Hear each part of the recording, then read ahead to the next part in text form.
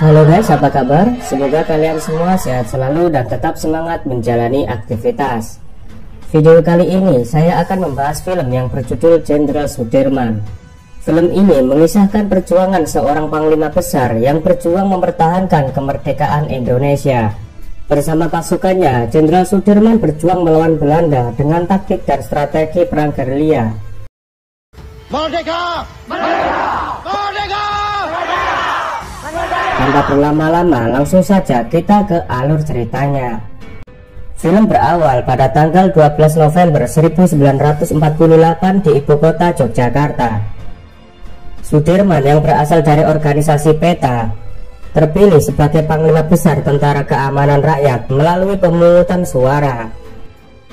Lalu Jenderal Sudirman menemui Tan Malaka, seorang aktivis dari organisasi komunis yang tidak setuju dengan kebijakan pemerintah. Tan Malaka menganggap pemerintah terlalu banyak membuang waktu dengan melakukan perundingan serta diplomasi untuk menyelesaikan konflik bersenjata antara Indonesia dengan Belanda. Menurutnya, diplomasi yang dilakukan menyebabkan kemunduran bagi pejuang kemerdekaan.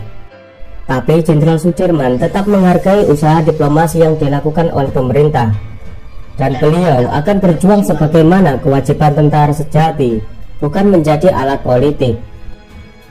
Di malam harinya telah terjadi penculikan terhadap Perdana Menteri Sultan Syahrir. Peristiwa itu membuat Jenderal Sudirman harus dipanggil dalam persidangan untuk dimintai pertanggungjawaban. Sebagai Panglima Besar, Jenderal Sudirman dengan tegas menyatakan kalau penculikan itu dilakukan bukan atas perintahnya, tetapi dilakukan oleh tentara yang membelot dengan pemerintahan Soekarno-Hatta. Pada tanggal 19 Desember 1948, pihak Belanda mengingkari perjanjian Renville dengan mulai melakukan agresi militer yang kedua. Belanda akan menyerang ibu kota Yogyakarta dalam waktu dekat. Namun jaringan telepon malam itu malah terputus. Yusuf berinisiatif menyampaikan kabar tersebut ke Jogja lewat telegram. Sayangnya semua kontak dengan Jogja telah diblokir oleh Belanda. Yusuf kemudian bergegas melaporkan hal itu kepada Kohren, seorang delegasi Komisi 3 negara. Mereka lalu ke bandara untuk pergi ke Jogja. Namun sayangnya mereka tidak mendapatkan izin Belanda untuk melakukan penerbangan. Mereka berdua lalu menemui Sudirman yang telah sengaja menahan surat untuk Bung Hatta, sehingga Bung Hatta tidak bisa menanggapi pembatalan gencatan senjata. Pasukan Belanda mulai menyerang dengan pesawat pengebom yang terus menghujani kota Jogja.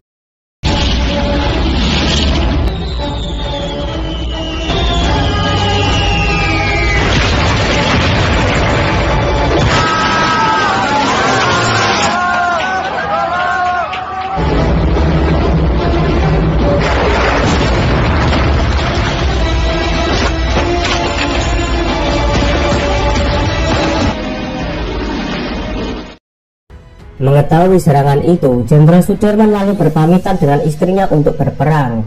Meski saat ini kondisi kesehatannya sedang tidak baik, Jenderal Sudirman tetap memaksakan diri untuk bertemu dengan Presiden. Setelah sidang kabinet, Bung Karno menyampaikan kepada Jenderal Sudirman, jika Jogja sampai jatuh, maka kekuasaan akan diberikan kepada pemerintah Hindia di Sumatera sebagai pemerintahan darurat. Lalu Jenderal Sudirman mengajak Bung Karno untuk bergerilya bersama pasukannya, karena Jenderal Sudirman sangat khawatir dengan keselamatan Bung Karno dan Bung Hatta. Namun Bung Karno menolak dengan alasan bahwa ia harus tetap tinggal di sana untuk berunding sekaligus memimpin rakyat Indonesia. Kalau saya keluar dari sini, kemungkinan Belanda akan menembak kepala saya. Tetapi Dimas tidak usah khawatir. Untuk Indonesia, Soekarno tidak takut mati. Jenderal Sudirman menghargai keputusan itu. Kemudian beliau meminta izin untuk pergi. Bersama pasukannya, Jenderal Sudirman bersiap melakukan perlawanan terhadap Belanda. Seorang pemuda bernama Karsani melihat pasukan jenderal akan pergi ke arah selatan untuk bergerilya. Tak lama, Jenderal Sudirman mendapat kabar bahwa Presiden telah ditahan oleh Belanda. Hampir semua orang yang menjadi tokoh penting dalam pemerintahan juga ditangkap oleh pasukan Belanda. Tapi sekarang hanya satu yang masih belum tertangkap, yaitu Jenderal Sudirman. Jenderal Smolensk lalu menyuruh pasukannya untuk segera menangkap Jenderal Sudirman. Saat ini situasi Indonesia sangat darurat karena Jawa dan Sumatera sudah dikuasai oleh Belanda. Sementara itu, Jenderal Sudirman yang tak mau tinggal diam, mereka semua mulai bergerak ke hutan untuk bergerilya. Jenderal Sudirman dibuatkan tanduk oleh pasukannya karena beliau sedang menderita penyakit paru-paru.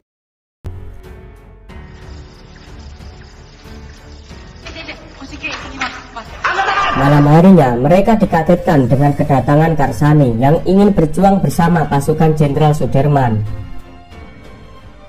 Keesokan harinya saat mereka sedang beristirahat dan tiba-tiba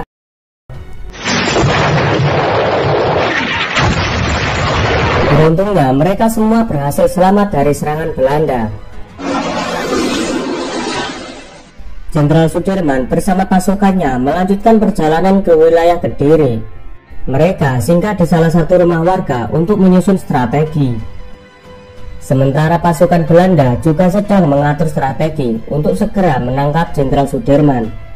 Karena jika dibiarkan, Jenderal Sudirman akan menjadi masalah besar bagi Belanda. Mereka juga menyewa rakyat untuk menjadi mata-mata Belanda. Saat ia keluar dari markas, tak disangka kudanya telah dibawa kabur oleh Karsani. Sesampainya di sana, Karsani segera memberitahu bahwa ia telah mencuri kuda dari markas Belanda yang berada tak jauh dari tempat persembunyian mereka. Mendengar itu, pasukan Jenderal Sudirman lalu bergegas pergi, dan benar saja kemudian pasukan Belanda mendatangi lokasi.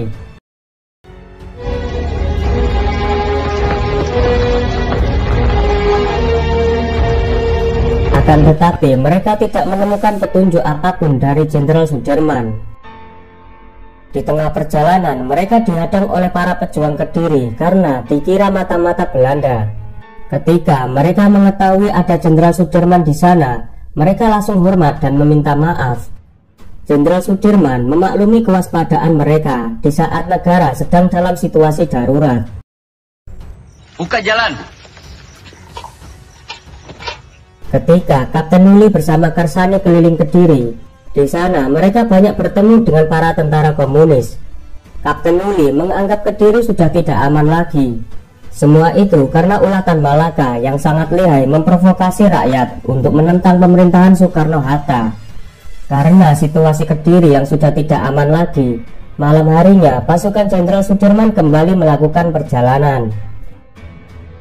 Tak lama pasukan Belanda menghancurkan kota Kediri dengan serangan udara supaya Jenderal Sudirman keluar dari tempat persembunyiannya.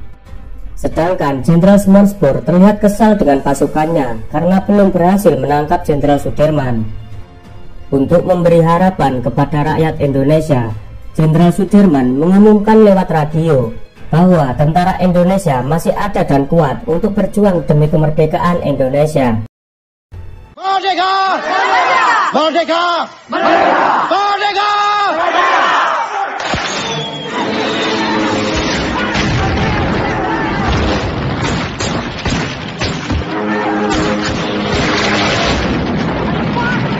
Karena jumlah pasukan dan persenjataan sedikit, Jenderal Sudirman menggunakan taktik gerilya dengan menyerang konvoi serta menghancurkan pos-pos Belanda. Kemudian lari ke dalam hutan untuk menguras tenaga musuh.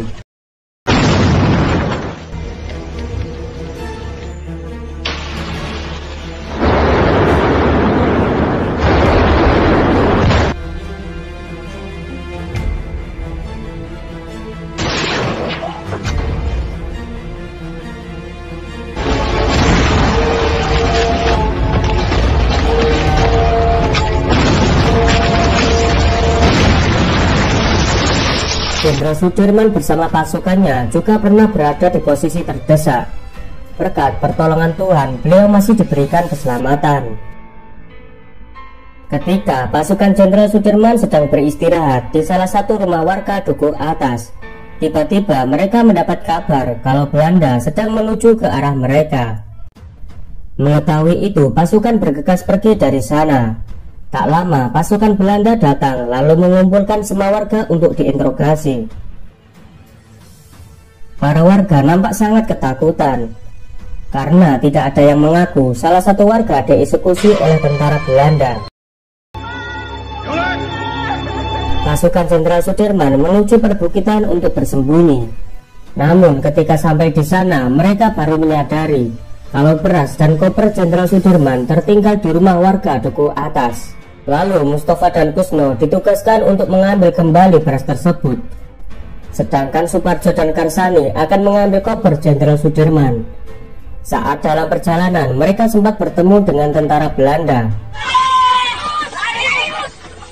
Beruntungnya mereka semua berhasil selamat, lalu segera melapor keberadaan pasukan Belanda. Sementara itu, Belanda yang telah mengetahui tempat persembunyian Jenderal Sudirman, dengan cepat mereka bergerak naik ke bukit. Ketika sampai di sana, pasukan Belanda tidak menemukan Jenderal Sudirman yang telah pergi lebih dulu. Malam harinya, Karsani dan Suparjo telah sampai di kampung Duku Atas. Saat akan mengambil koper, mereka mendapat kabar kalau ada warga yang ditembak mati oleh Belanda. Di tengah derasnya hujan, pasukan Jenderal Sudirman tetap melakukan perjalanan untuk mencari tempat yang aman. Melihat pasukannya yang sudah kelelahan, Jenderal Sudirman mengizinkan prajuritnya untuk pulang kembali ke keluarganya. Namun semua pasukannya memutuskan untuk berjuang bersama-sama melawan Belanda. Pasukan Jenderal Sudirman lalu beristirahat di rumah warga. Namun saat ini mereka telah kehabisan persediaan makanan. Dan tiba-tiba keberadaan mereka diketahui oleh Belanda.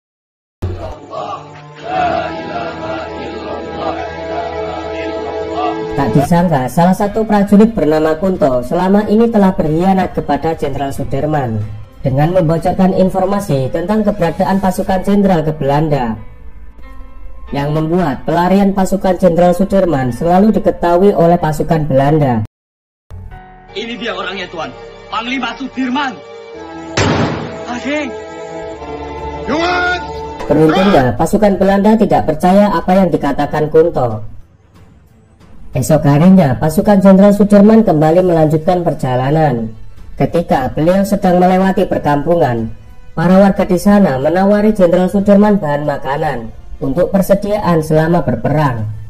Dengan sopan, Jenderal Sudirman menolak bantuan tersebut karena warga desa lebih membutuhkan. Sin beralih ke Bung Karno dan Bung Hatta yang saat ini telah diasingkan ke Pulau Bangka oleh Belanda. Mereka berdua merasa bersalah karena telah mengingkari janji mereka sebelum agresi militer kedua. Mereka pernah berjanji akan berjuang gerilya jika Jogja dan Sumatera jatuh ke tangan Belanda. Dan kini mereka hanya bisa berdoa agar Tuhan memberikan keselamatan kepada semua rakyat Indonesia. Pada tanggal 1 Maret 1949, Jenderal Sudirman mendirikan markas di Desa Sobo yang berada di kota Pacitan. Dan beliau menugaskan Kapten Nuli mengantarkan surat kepada Sri Sultan yang berada di keraton. Jenderal Sudirman berencana menyerang Belanda di Jogja dengan serangan terbuka untuk memperlihatkan di hadapan delegasi KTN bahwa rakyat Indonesia akan berjuang membela tanah airnya. Kemudian sang jenderal juga meminta Hanum untuk mengantarkan surat kepada istrinya. Di tengah perjalanan, Kapten Nuli memerintahkan Kroto menemui Letko Suwadi untuk meminta bantuan. Sementara dirinya akan pergi ke Jogja untuk menemui Sri Sultan. Terlihat Hanum yang kelelahan tertinggal dari teman-temannya. Mengetahui itu, Kapten Nuli menyuruh Karsani untuk menjemputnya. Di saat Hanum tertidur di bawah pohon, ia terbangun dan sangat ketakutan melihat pasukan Belanda. Namun Karsani yang mencari Hanum, sialnya dia disergap oleh Belanda.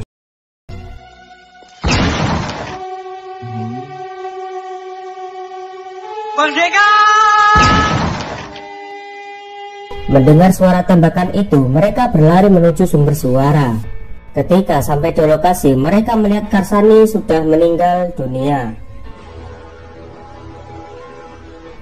Mereka sangat terpukul atas kehilangan Karsani yang telah banyak berjasa dalam perjuangan pasukan Jenderal Sudirman. Setelah kejadian itu, mereka semua kembali ke markas. Sementara di markas Belanda, terlihat komisaris Belanda sedang berdebat dengan Jenderal Simonspoor. mengenai kegagalan pasukan Belanda menangkap Jenderal Sudirman. Sedangkan agresi militer Belanda sudah diketahui oleh Dewan Keamanan PBB. Saat ini pihak Belanda mulai terdesak karena sebentar lagi perjanjian Romployen akan segera dilaksanakan. Bagian penting dari perjanjian tersebut yaitu Belanda harus mengembalikan pemerintahan Indonesia ke Yogyakarta. Kedua pihak menghentikan operasi militer serta membebaskan para tawanan perang seperti Bung Karno dan Bung Hatta. Dan pihak Indonesia harus menghentikan perang gerilya. Mengetahui itu, Jenderal Sudirman sangat kesal karena sebelumnya Belanda pernah mengingkari perjanjian Renville. Beliau khawatir jika pejuang Indonesia menghentikan perang, Belanda akan kembali melanggar janji. Malam harinya, seorang utusan Bung Karno mendatangi markas untuk menjemput Jenderal Sudirman karena pemerintahan kala itu sudah kembali ke Jogja. Dan tentu saja Jenderal Sudirman menolak. Tak lama beliau mendapat surat dari Sri Sultan yang isinya sama dengan Bung Karno. Karena perintah itu, Jenderal Sudirman mulai bimbang. Kemudian beliau meminta petunjuk dari Allah. Dan akhirnya Jenderal Sudirman memutuskan untuk kembali ke Jogja. Sesampainya di Jogja, beliau disambut hangat oleh Bung Karno dan Bung Hatta.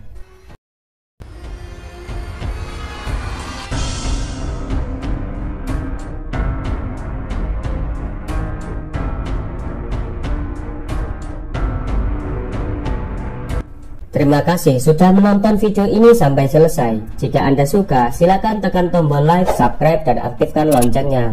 Kalau sudah, sekali lagi saya ucapkan terima kasih. Sampai jumpa di video selanjutnya.